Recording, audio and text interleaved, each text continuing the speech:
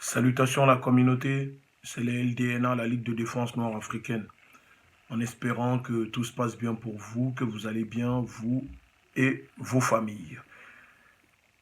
On aimerait remercier les personnes qui sont venues hier au rassemblement contre le racisme, la négrophobie, la discrimination surtout, contre la discrimination qui règne au sein de l'administration, au sein de la mairie de Paris du 20e et de la mairie de Paris en général, dont sont victimes les personnes de couleur noire, c'est-à-dire les personnes afro-descendants ou d'origine africaine. Et comme vous le savez, il y a eu un drame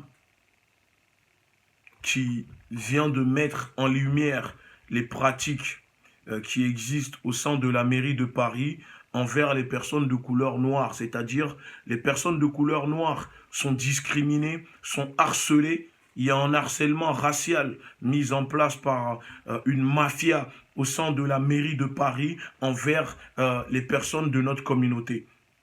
Et on a publié des documents euh, qui montre, qui prouve depuis 2009, 2010, 2014 et 2018 que le problème est bien connu des syndicats ou des représentants de la mairie de Paris, que au sein de la mairie du 20e, par exemple, qui a un monsieur qui s'appelle monsieur Didier Conque, directeur général des services, qui harcèle racialement, qui fait des harcèlements raciaux sur les personnes de couleur noire, surtout les femmes. Il s'en prend surtout aux femmes de couleur noire qui sont agents au niveau de la mairie de Paris, que ce soit femmes de ménage ou autres. Euh, les personnes sont discriminées, harcelées racialement. Et hier, vous avez pu le voir, on a pris le temps et la peine de ramener quelques victimes pour témoigner, parce qu'on en a reçu beaucoup. Il y a beaucoup de victimes. D'ailleurs, nous sommes en train de voir, nous sommes en train de former un collectif pour les personnes harcelées à la mairie de Paris. Il y a le collectif qui va arriver. Tout ça grâce à une des victimes qui elle-même, elle est victime travaillant pour la mairie de Paris. Elle a témoigné hier. Donc, il y a un collectif qui arrive là-dessus. Et aussi, je tenais, en tant que porte-parole de la LDNA, à mettre le point sur quelques détails essentiels. Hier, on a pu le voir pendant le rassemblement que les élus à la mairie du 20e, parce qu'il faut le savoir qu'à la mairie du 20e, il y a énormément d'élus qui sont noirs. Ces élus qui sont au service de la suprématie blanche, qui ne pensent qu'à leur gueule, qui ne pensent pas forcément à défendre leurs semblables qui sont victimes d'harcèlement racial, de discrimination et autres. Parce qu'il faut le savoir qu'à la mairie du 20e, il y a énormément de personnes élues qui sont élues à la mairie du 20e. Par exemple, chez le groupe Les Républicains, il y a Fanfan Nathalie. Il y a Fanfan Nathalie qui est élue Les Républicains du 20e. Il y a Epincy Epara, adjoint à la maire du 20e arrondissement de Paris, chargé du sport. Et c'est une personne d'origine africaine. Hein. Il y a aussi Amidou Samake, adjoint à la mairie, chargé de l'emploi, d'origine africaine également. Il y a, je peux vous citer plein comme ça, je peux vous les montrer, ils sont là. Vous voyez, je ne sais pas si on voit, ce sont des personnes, ce sont des élus qui sont quand même noirs, mais bizarrement, on voit que le drame qui s'est déroulé à la mairie du 20e ne les touche guère et qu'ils n'en parlent même pas. Parce que ce sont sûrement des personnes qui sont plus là pour tenir à leur carrière politique que défendre les leurs qui souffrent, qui sont victimes d'harcèlement racial et de discrimination. Donc, étant donné que ces personnes sont là-bas, sont devenues élues autour de Madame Frédérique Calandra, grâce à vous, grâce au vote des Noirs, grâce à nous, les Noirs, je pense qu'il est temps maintenant de s'organiser, de ne plus voter pour ces personnes, de faire en sorte de dégager Madame Frédérique Calandra Et tous ces adjoints, ces élus de la mairie du 20e qui font des harcèlements, qui discriminent les nôtres, tout simplement parce que on est noir, parce qu'on porte la couleur de peau avec le taux de mélanine possible qui peut-être dérange. Et je tiens aussi à le rappeler, quand on dit, quand M. Didier Conque ose dire au sein des mairies, nous allons blanchir les mairies de Paris, c'est une déclaration de guerre envers les nôtres, c'est une déclaration de guerre envers les personnes, les hommes et femmes noirs. Donc cela doit nous réveiller, doit vite rentrer dans nos cerveaux pour qu'on commence à comprendre que l'esclavage existe encore et c'est tout simplement de l'esclavage qui est pratiqué au sein de l'administration ici en France, au niveau de la mairie de Paris, parce que quand on va aux Antilles former des gens, les ramener ici en métropole pour les servir et que on demande à ces personnes de ne pas se plaindre, que ces personnes n'ont pas le droit de dénoncer l'harcèlement racial dont elles sont victimes, la discrimination qui les touche.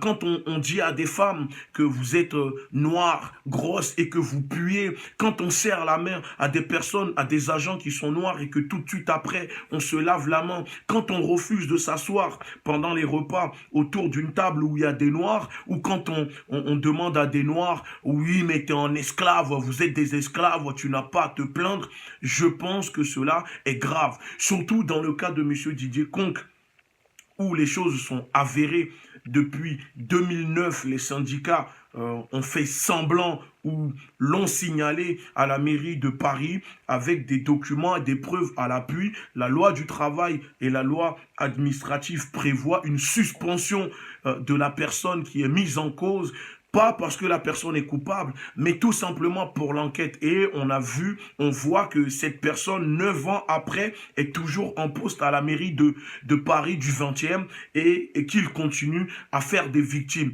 Et donc, nous, à la Ligue de défense nord-africaine, on se pose la question pour savoir l'autorité, l'État, la maire du 20e et la maire de Paris, Anne Hidalgo et Frédéric Alendroit, vous attendez quoi pour prendre une décision, pour écouter les victimes, vos agents, vos employés qui vous dénoncent des faits qui sont avérés parce qu'elles sont victimes d'harcèlement racial. Je vous répète et je vous signale que l'harcèlement racial, la discrimination est un délit puni par la loi.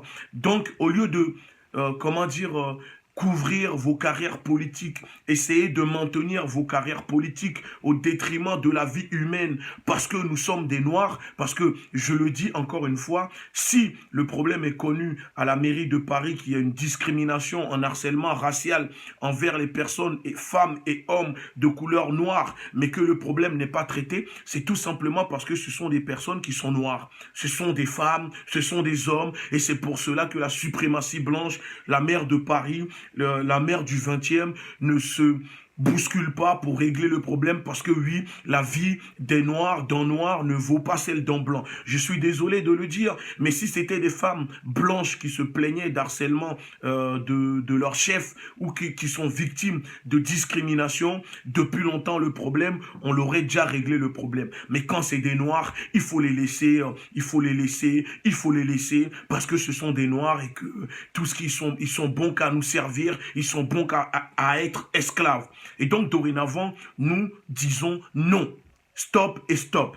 Et ce qui concerne les syndicalistes, parce que hier, on a pu le voir que les victimes ont pris la parole, ont témoigné que quand ils vont se plaindre aux syndicalistes à qui on cotise, qui sont censés défendre les employés, les agents au sein de la mairie de Paris, la solution que les syndicalistes leur proposent, c'est venez, on vous accompagne pour s'excuser, pour dire que ce n'était pas normal, que voilà. Ça veut dire encore une fois, on accompagne l'esclave, le serviteur pour aller s'excuser au maître colon. Et c'est cela que nous dénonçons à la LDNA et on le dit, il faut que les médias parlent de cette situation. Il faut que la communauté, les Africains, les personnes d'origine africaine, les Afro-descendants, nos semblables de la Martinique, de la Guadeloupe, les Français, les co-citoyens français et françaises, on doit tous dénoncer cela parce que à un moment, il faut savoir que trop, c'est trop.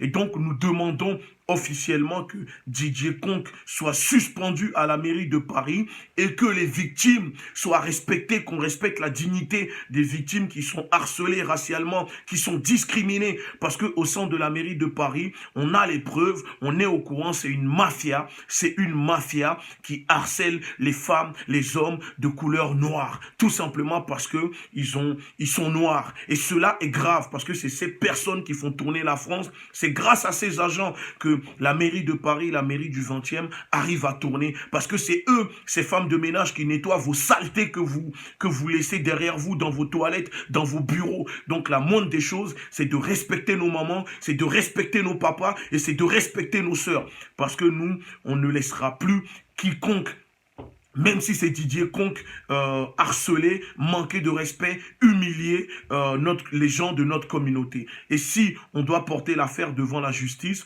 j'appelle la communauté noire, les afro-descendants à l'unité. Unissez-vous. Si les syndicalistes, comme vous pouvez le voir, ne prennent pas en charge les problèmes qui vous touchent, il est temps peut-être de créer un syndicat noir. Il est temps de créer un syndicat noir. Et pour vous dire que c'est déjà en cours. Il y a une sœur afro-caribéenne des Antilles, Makeda Honoré, avec le frère Joe, qui sont en train de voir ensemble, nous sommes en train de voir pour monter un syndicat noir qui défendra les intérêts des personnes, des travailleurs issus de la communauté. Parce que si ces syndicalistes de longue date ne sont plus capables de défendre les personnes, les femmes et les hommes noirs qui sont victimes d'harcèlement racial et de discrimination, de négrophobie au sein de leur travail, je pense qu'il faut arrêter de continuer à cotiser pour eux, il faut arrêter de continuer à les suivre et commençons nous-mêmes à nous organiser, à créer des choses pour nous défendre. Parce que ce n'est pas interdit dans la loi de s'organiser, de se mettre en collectif. Si la CGT, la CFDT, l'UNSA ou le FO, je ne sais pas comment ça s'appelle, ne sont pas capables de défendre les gens de la communauté noire, les femmes et hommes noirs qui sont victimes de racisme, de négrophobie au sein de leur travail, il est temps de laisser ces personnes, de nous constituer nous-mêmes en collectif, en syndicat noir, pour nous défendre. Parce que à un moment, arrêtons de dire que les gens ne font rien pour nous. C'est à nous de nous défendre. C'est à nous de nous battre. Et les personnes qui sont dans notre communauté, qui se taisent, qui ne prennent pas la parole pour défendre leurs semblables sur leur lieu de travail, qui sont victimes de négrophobie, qui sont victimes d'harcèlement et de discrimination, parce que oui, de préférence de garder les 1000 € que vous touchez à la fin du mois ou le petit confort qu'on vous donne. N'oubliez pas, vous ne prenez pas la parole, vous refusez de défendre vos semblables, mais demain ça sera votre tour, ça sera votre tour, et quand ça sera votre tour, venez pas demander aux autres de prendre la parole pour vous. À un moment, il faut qu'on arrête d'être des lâches, il faut qu'on soit des vaillants et des vaillantes, parce que c'est comme ça qu'on pourra réussir à vaincre cette suprématie blanche qui nous domine, qui continue à nous dominer et qui nous réduit en esclavage. Et parce que c'est de l'esclavage moderne. Moderne, je ne pense pas, c'est toujours de l'esclavage. Donc nous, à la LDN1, on demande à notre communauté de réfléchir, de commencer à quitter ces syndicalistes, ces syndicats qui ne vous respectent pas. Rejoignez-nous, rejoignez la cause, ensemble, formons des collectifs et défendons-nous nous-mêmes, ne comptons plus sur les autres pour nous défendre. Parce que nos mamans, nos sœurs, nos parents se font humilier sur leur lieu de travail et que ces personnes ne bougent pas pour eux. Et que les élections arrivent, les européennes arrivent. Je demande à notre communauté de vous constituer une liste pour vous présenter aux européennes. Il faut qu'on se présente, il faut prendre la place de ces personnes, il faut qu'on soit partout, il faut qu'on s'infiltre partout, il faut qu'on occupe ces postes, il faut rentrer partout parce que au lieu de voter par exemple pour Frédéric Calandra, pour être maire à la mairie de Paris, au lieu de voter pour des élus de France Insoumise, au lieu de voter pour des élus de droite, constituons nous-mêmes une liste de personnes indépendantes et on fait face.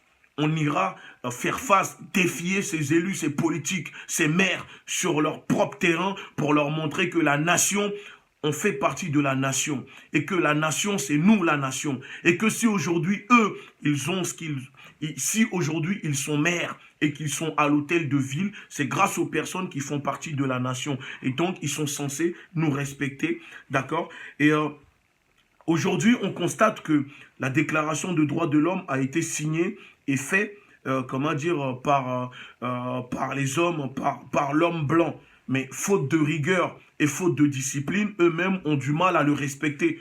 Donc, ce n'est pas notre faute parce que la France pense que les enfants d'immigrés ou les immigrés, on a un problème identitaire, que nous tous, on a des problèmes identitaires. Mais c'est faux. C'est la France qui a un problème avec l'identité que nous sommes.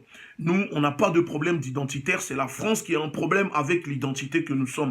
Mais il ne faut pas que la France, la suprématie blanche l'oublie, c'est grâce aux Noirs, c'est grâce aux Africains qu'aujourd'hui la France est libre. Parce que oui, les Africains, nos ancêtres, ont contribué à libérer la France. Le sang de nos ancêtres ont coulé pour la France, donc vous devez nous respecter.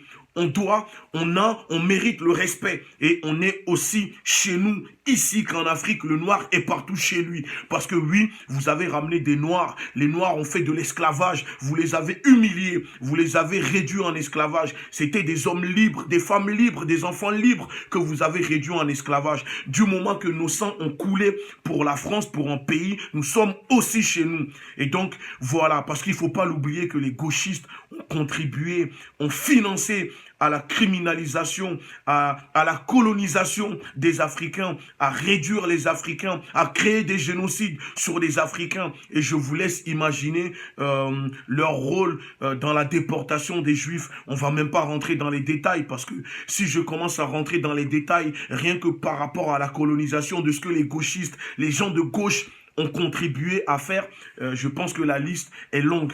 Donc, je demande à ma communauté de prendre conscience. Il est temps de sortir du conditionnement, de l'aliénation et de se dire c'est à nous de nous défendre, c'est à nous de défendre nos proches, nos parents, nos sœurs, nos enfants et on ne doit pas attendre que les autres le fassent pour nous. Voilà, c'était ce que je voulais dire. Et en tant que porte-parole de la LDNA, je tiens encore à remercier les personnes qui ont fait le déplacement hier, aux quelques médias qui sont venus, qui ont pris le témoignage des personnes victimes d'harcèlement racial et de discrimination au sein de la mairie de Paris. C'était la LDNA, la Ligue de défense noire africaine. À très bientôt. Ciao.